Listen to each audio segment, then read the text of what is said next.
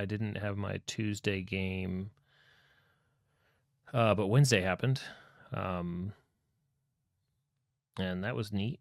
Uh, the party basically caught up to some characters who became semi-immortal by traversing a dungeon. Um, the players have not become similarly immortal because they weren't born there and haven't spent as much time in it. This is my fractal dungeon, and so they basically argued with somebody that's a few hundred years old for a while, and then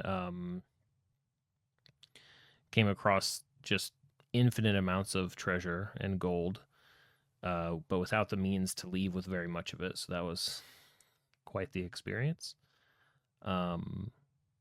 But they were wise enough to grab what they needed to complete a ritual at the end of this dungeon that they know is coming, which will basically allow them to craft a couple of legendary weapons, which is something that I wanted to play around with this campaign. So I don't have a complete picture in my mind of what it means to craft a legendary weapon, but the way that I've established it is that there are these kind of three locations in my world where kind of like you can just tap into sort of this ancient, I call it living magic. So there are three special dungeon locations where that's the case. And if you can traverse all the way to the end, there's like a forge of sorts, this ancient place where if you have a whole lot of resources, talking about, diamonds, 25,000 gold worth, like all this crazy stuff, and you follow this ritual, it's sort of like take an item and drop it in, and it's going to come out legendary. I haven't figured out exactly how I want that to work. Like, do I want the party to actually weigh in on the design, or do I want it to be like, you know, give it your best go, drop it in, and they get what they get. I haven't decided that yet. I've got at least a couple more sessions before that becomes a thing that they do. Um, I could probably like build a Barrett.